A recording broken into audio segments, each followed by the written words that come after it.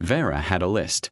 She kept it in her head the way her people kept most important things, not written down, not stored in a file, but pressed into the soft part of memory where things go when they matter too much to risk losing. The list had no title. She knew what it was. It was every soft thing about Cole. The garden was at the top. He had started it in their second month aboard the station, when the habitat module still smelled like recycled air and new polymer and nothing personal at all. He had requisitioned soil, actual soil, shipped up at a cost that made the station quartermaster go quiet in the way people go quiet when they are deciding whether to argue, and he had pressed seeds into it with his fingers like he was tucking something in for the night. He named the plants. Not after famous people, not after places. After people he missed. The small yellow-leafed one in the corner was his grandmother, May. The tall sprawling one that kept trying to grow sideways was his old crew chief, a man named Lou who, according to Cole, had also always tried to grow sideways. Vera had not understood this, at first. The naming of plants after people. Her own people named things for what they were, or what they did, or what shape they made against the light. They did not name a leaf for a grandmother. But she had watched Cole talk to May on difficult evenings, not long conversations, just quiet words, barely above a breath, and she had understood, eventually, that it was not strange. It was just human. The same species that had burned their own oceans 3 centuries ago was also the kind of species that pressed a dead woman's name into soil 600 light years from her grave so she could grow somewhere new. Both things. Always both things. That was the line in Vera's academic paper, the one that her supervisor had flagged as too sentimental for a xenobiology journal. She had left it in anyway. She stood by it. Cole was proof, she had written, that humanity's reputation for violence was selective reading. That the datasets used by Naari researchers to classify humans as a high-aggression species were accurate but incomplete. The way a photograph of a storm is accurate but does not tell you about the morning after. She believed this completely. She had 6 years of evidence. The garden. The way he braided her secondary tendrils each morning when she couldn't reach, for fingers moving through the thin bioluminescent strands with the careful patience of someone diffusing something delicate. The way he had learned 17 words of a language and used them only at the right moments, which was harder than learning 100 words and using them wrong. The scar on his collarbone from a hull breach he'd survived before she knew him, which he touched sometimes without noticing, the way people touch old wounds not from pain but from the faint animal reassurance that the skin closed. And the foreheads. Her people did not press foreheads together. It was not a Naari thing. The first time Cole had done it, 3 weeks in, she had gone very still, the way a creature goes still when it encounters something it doesn't have a category for. He had pulled back immediately, reading her stillness wrong, starting to apologize. She had leaned forward and pressed her forehead back to his. He had smiled. The kind of smile that humans make when something lands exactly right, small, private, a little like relief. She had needed it, after that. The way she needed atmosphere. The way she needed the particular frequency of light that her skin could drink. It had become the thing she reached for at the end of hard days, and he always met her there, his forehead warm against hers, his breath slow and even, and she would read his emotional state through the contact and find what she always found. Calm. Steady. Safe. 6 years. 10,000 readings. Not once had she found something she didn't recognize. This was what she was writing in her log the morning the news fragment came through. She wrote it every few months, a kind of personal inventory, a record of evidence. She was mid-sentence. Asterisk, the most significant finding in 6 years of close observation is that Cole Hargrove's gentleness is not a surface behavior but a structural one asterisk, when the station feed flagged an item in the human diplomatic channel. Crestfield Station. Outer Frontier. Population, 412 registered residents, plus the usual traffic of survey teams and supply crews. Gone silent. Not a communications error. Not a scheduled blackout. The feed flagged it at priority amber because 3 independent relay points had all lost the signal at the same time, and that kind of silence did not come from equipment failure. She read it twice. Filed it in her log as a note. Wrote the word asterisk Vorath asterisk beneath it, because she was a scientist and she had been watching the positioning data for 11 months and she knew how to read a pattern even when no one was ready to call it one. Then she went back to her sentence and finished it. Cole was at the kitchen counter when she came out. Coffee, black, in the white cup with the chip on the handle that he had never replaced because he claimed chip mugs had more character. He was reading something on his tablet. She watched him the way she always watched him, not clinically, Not the way she observed research subjects, but the way you look at something you have decided is yours. He was, by the metrics her people used for such things, not symmetrical. His nose had been broken once and reset slightly wrong. His left shoulder sat a fraction lower than his right from an old injury. His hair did whatever it wanted, which was mostly to point in 3 directions and commit to none of them. He was, by the metrics her people used for such things, not beautiful. He was beautiful in the specific human way, the way that certain things are beautiful because they look like they have lived. Because the edges are real. Because nothing about the face is performing. Her people had a word for it. *verith. *the quality of a thing that moves you precisely because it could also hurt you. A cliff edge at dawn. A river in full run. A fire that is just the right size. She had never told him. She had assumed, each time she thought about it, that he would find it strange. The news item sat in her log. Crestfield. Silent. Amber flag. Cole set down his tablet. He picked up his coffee. He set it down again without drinking. She noticed. She watched him look out the viewport at the stars, the same stars that were always there, the same stars he had surveyed for 11 years before the survey work, before the piece, before her. He picked up his coffee again. He drank it. He asked her how the paper revision was going. She told him. He listened, his head tilted the way it tilted when he was genuinely following something, not just waiting for his turn to speak. She filed his reaction to the news fragment in the back of her mind. Marked it. *small anomaly. Worth watching. She went back to the paper. The word *vorith* sat in her notes, waiting. She did not yet understand what she had already begun to document. The plants still got watered. Every morning, without fail. Cole rose before Vera, made his coffee, and spent 15 minutes with the garden before the station day cycle even started. She could hear him from the bedroom, the soft sound of the water, the occasional low word spoken to one plant or another, the specific silence of a person who is content in what they are doing. This was, she would think later, the thing that fooled her. Because everything else was changing. The station felt it, that low current tension that runs through a place when everyone knows something that no one is officially saying yet. The Naari diplomatic staff moved through the corridors with their skin dulled, which was what happened to her people under stress, the bioluminescence retreating inward like a tide going out. The joint operations crew had started taking their meals in smaller groups. Conversation stopped a half-beat too early when certain people walked into rooms. The Vorith had rejected the Accord's inquiry into Crestfield. Formally. With language that was precise and contemptuous in equal measure, the kind of formal language that is designed to communicate something very specific underneath the official surface. What it communicated was, * we are not answering to you. Not now. Not going forward. Consul Veth Karan, who had served on 4 interspecies Accord bodies and survived 2 of them collapsing, spent a long time in his office with the door closed after the rejection came through. When he came out, he announced a series of measured diplomatic responses and used the phrase *cautious optimism* in a way that made Lena Cho, standing 3 feet to his left, press her mouth into a line so flat it looked like a wound. Lena Cho was the human diplomat assigned to the Naari Accord. She was small and precise and had been running on stimulants and 4 hours of sleep a night for the past 3 weeks. She had the look of someone who had been trying to tell people something for a very long time and had run out of new ways to say it. Vera had tried to read her emotional state twice in the corridor and stopped both times. What she found there was not something she wanted to sit with. Cole laughed at Pete's jokes. Pete Vasquez was Cole's second from the old survey days.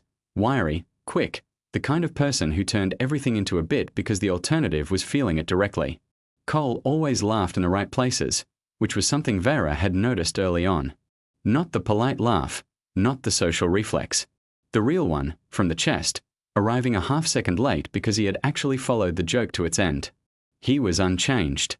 Visibly, measurably, observably unchanged. The garden got watered. The coffee got made. The forehead press happened every morning and every night. His laugh was real and his hands were careful, and he asked her questions about her research with the specific quality of attention that means a person is genuinely curious rather than performing curiosity.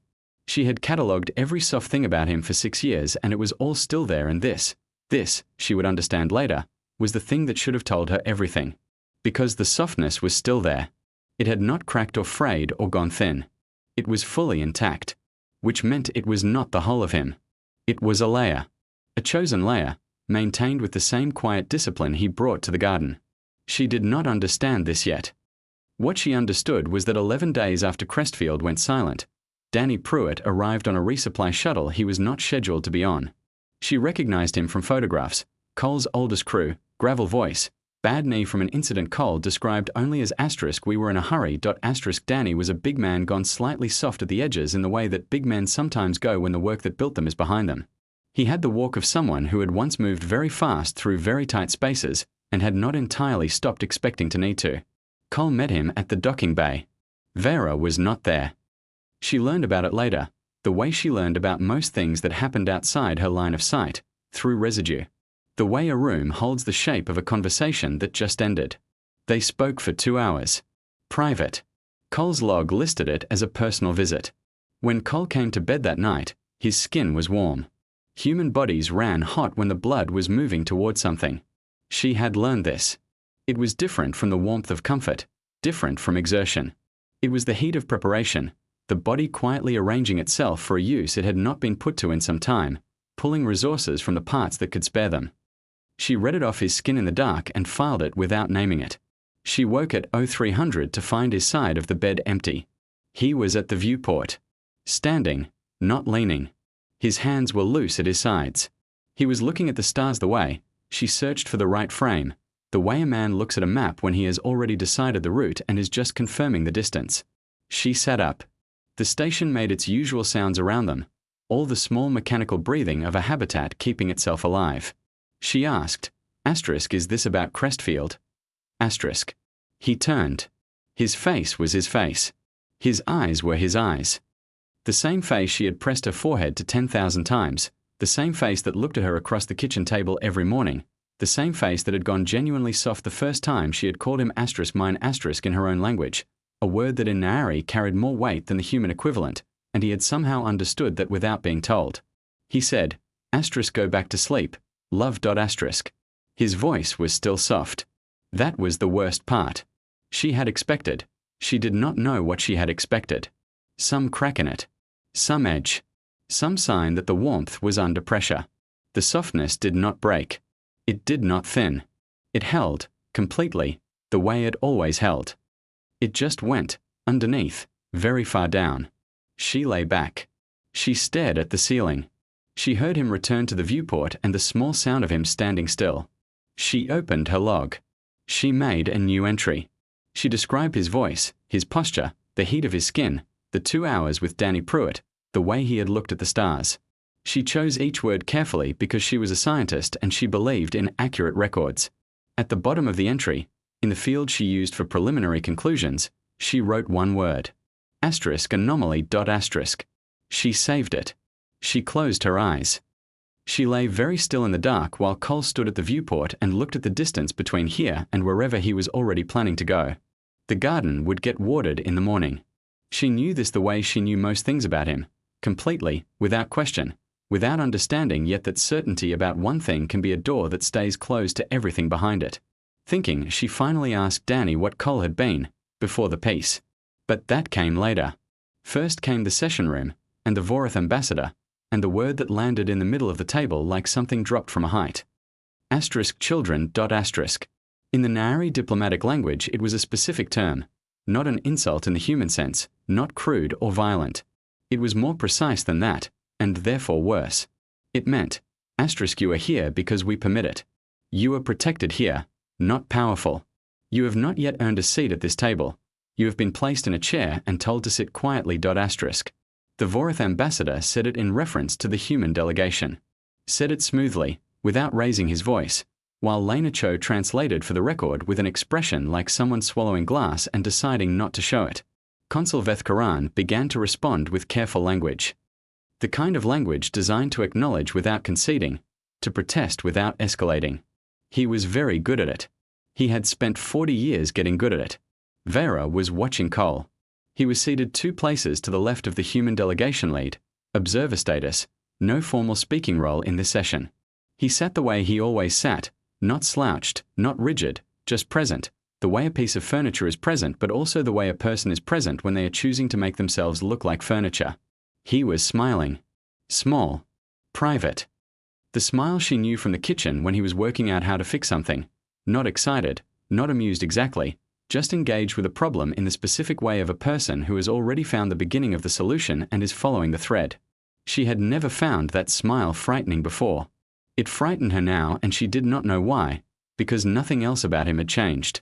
He was still Cole. Still quiet, still contained. He did not speak. He did not react when the word *children* dropped. His hands rested flat on the table, relaxed, and when the session ended he held the door open for Lena Cho and asked her, in a low voice, if she needed anything. She looked at him for a moment too long. No, she said. Thank you, Cole. There was something in the way she said his name. Not warmth, exactly. Something more like recognition.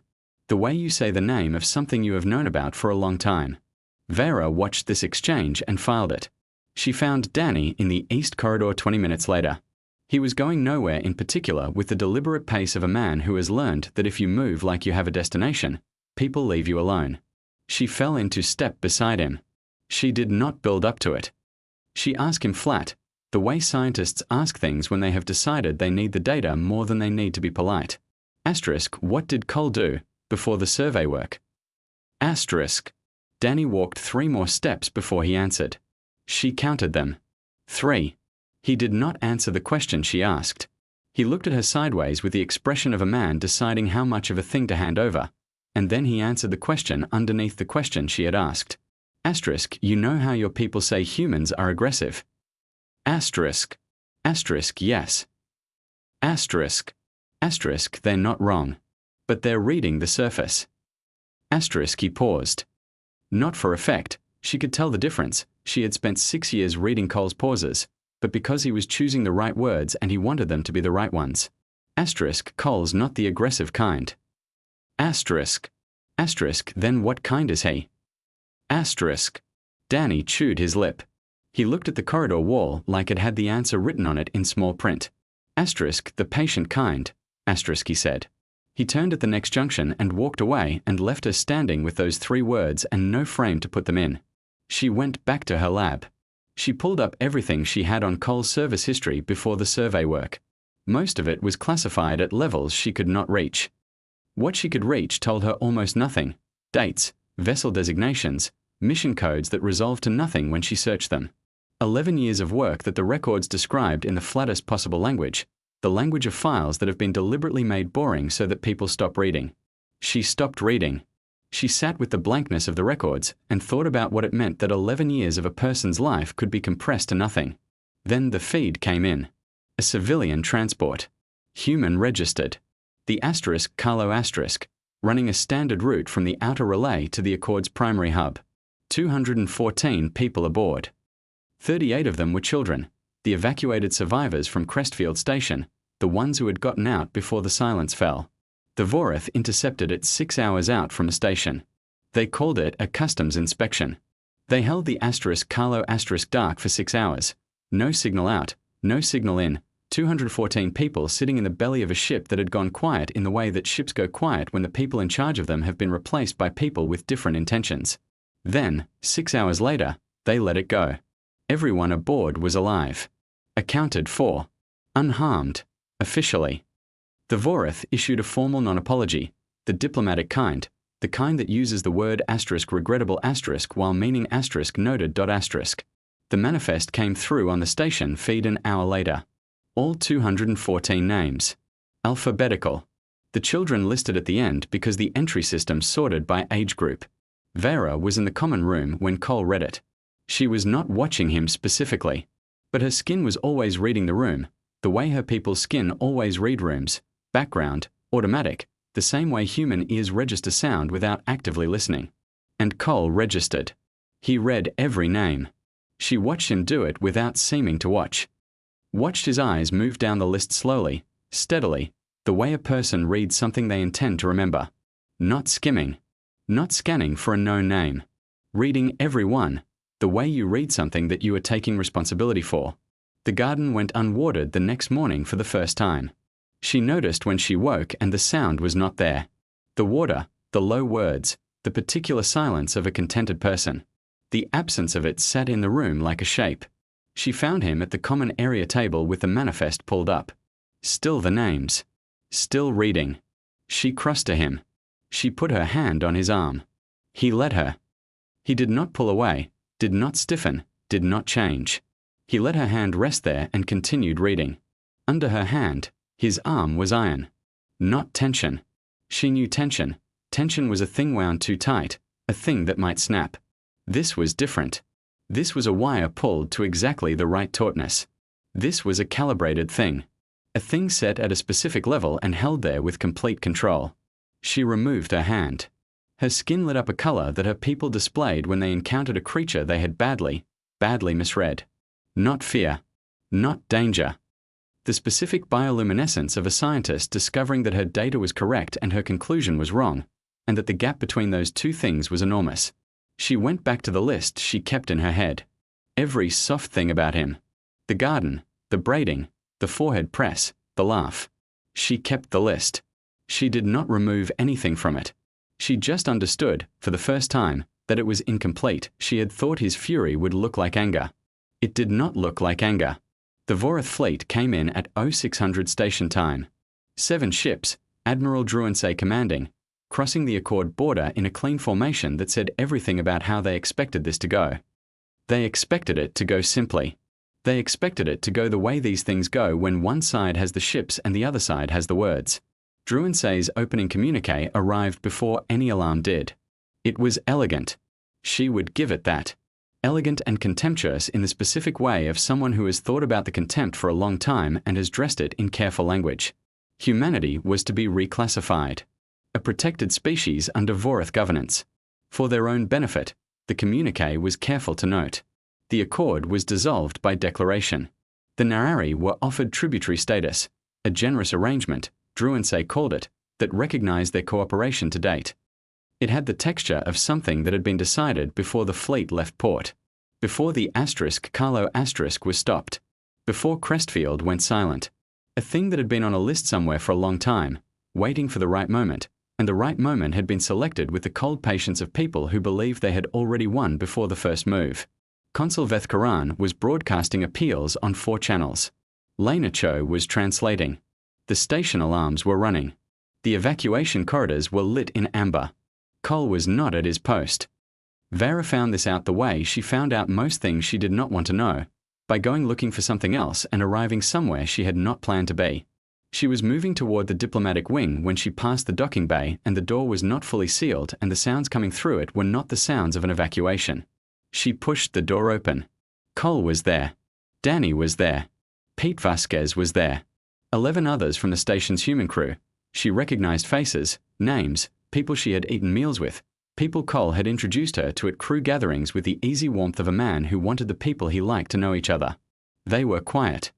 Organized. Pulling equipment from cases that were logged in the station manifest as survey tools. The equipment did not look like survey tools. Lena Cho was standing at the far side of the bay with her arms crossed, and her face arranged in the expression of a person who has been waiting for this specific moment for a very long time and has complicated feelings about it arriving. Vera looked at Cole.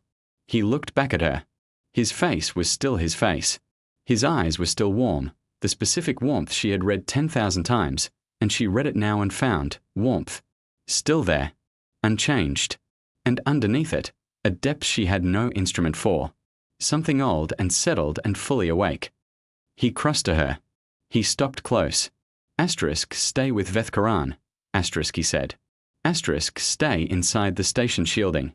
The inner ring, not the outer. You understand. Cole. Whatever you see from the viewport.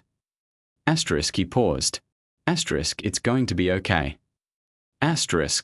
She looked at the cases. At Danny, who was not looking at her. At Pete, who was, with an expression she could not read because it was not quite anything she had a word for. Not guilt, not apology, something more like the face a person makes when they are about to do something they have been ready to do for a long time. What is happening? She asked. Cole pressed his forehead to hers. Long, deliberate. Both hands light on her shoulders, thumbs at the base of her neck the way he always placed them, the way that had become the physical location of the word safe in her body. He said, Asterisk, I have been very patient. Asterisk. He stepped back. He returned to the cases. She stood in the doorway and could not make her feet move in any direction. Lena Cho appeared at her elbow. Asterisk, in a ring. Asterisk, Lena said quietly. Asterisk, he means it. Asterisk. Asterisk, what is he? Asterisk. Asterisk, in a ring. Vera. Asterisk. She went. She was in the observation bay of the inner ring, her back to the wall, Consul Vethkaran 3 feet to her left still transmitting diplomatic appeals into a channel that was no longer being monitored, when 3 ships dropped out of fold space inside Vorath formation range. She knew the vessel class. Survey ships, the long-range kind, the kind Cole had piloted for 11 years. She had seen photographs.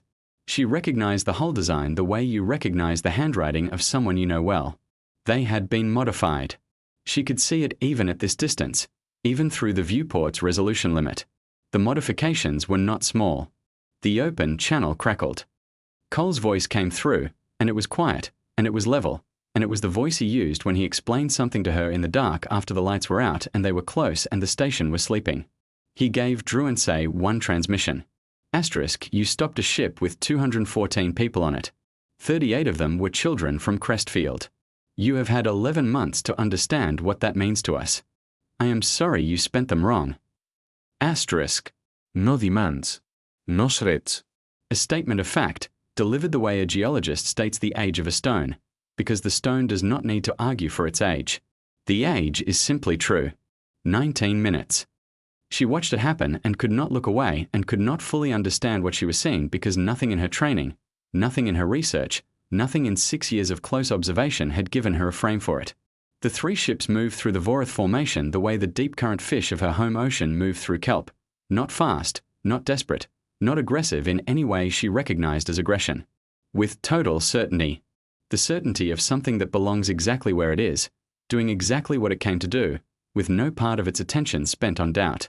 Each Vorath vessel was disabled in sequence. Not destroyed. Disabled.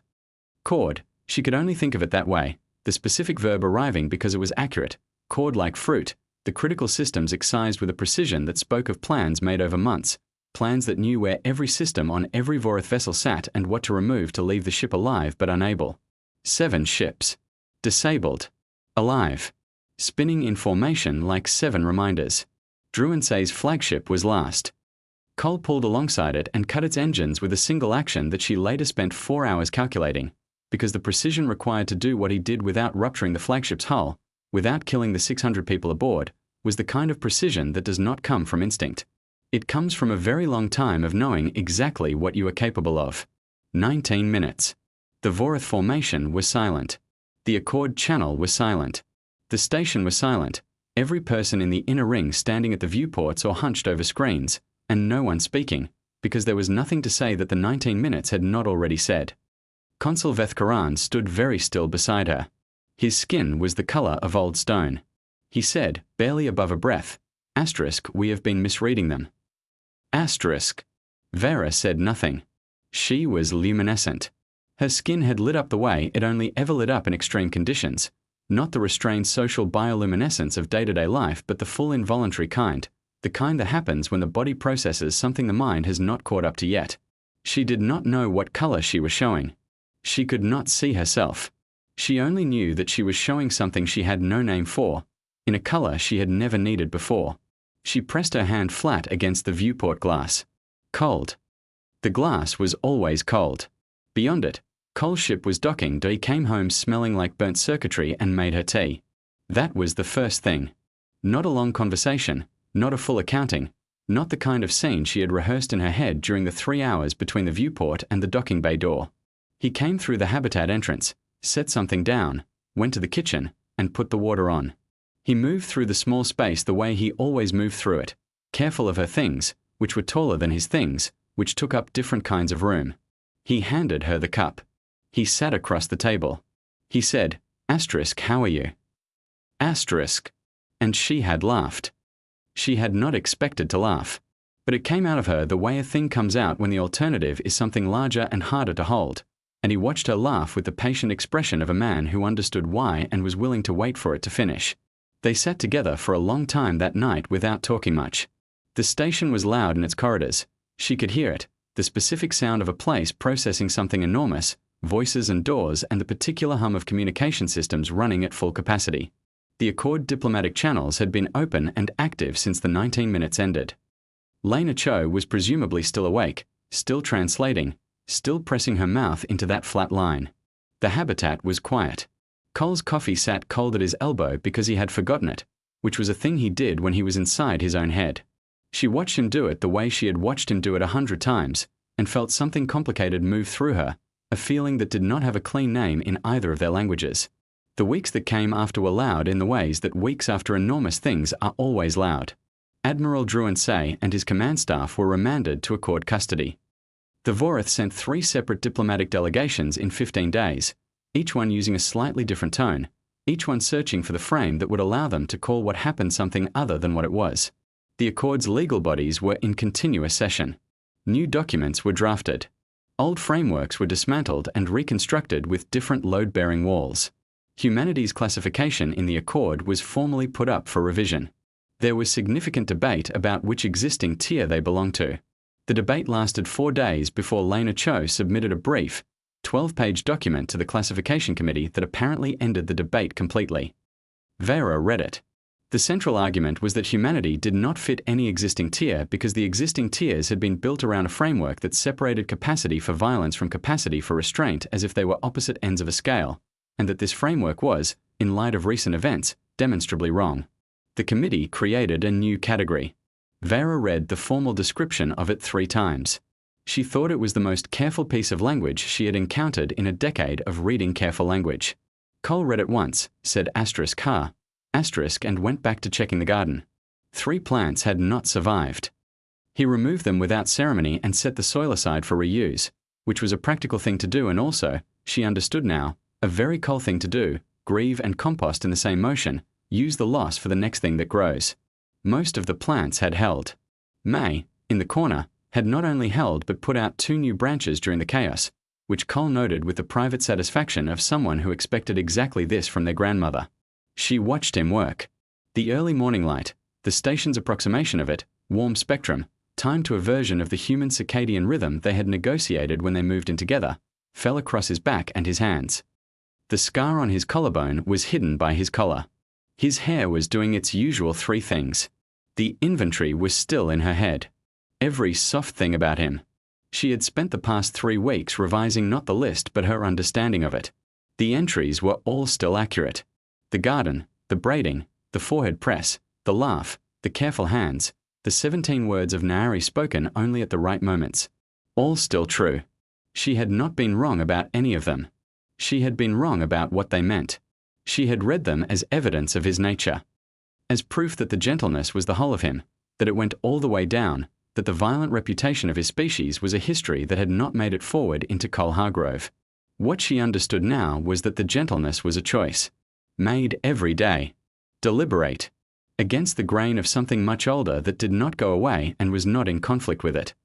Both things living in the same person, the softness and the depth beneath it, and the softness was not a covering for the depth, it was the thing he chose to lead with, the thing he tended with the same daily care he gave the garden, the thing he had chosen again and again for every one of the 10,000 mornings she had been there to watch him choose it.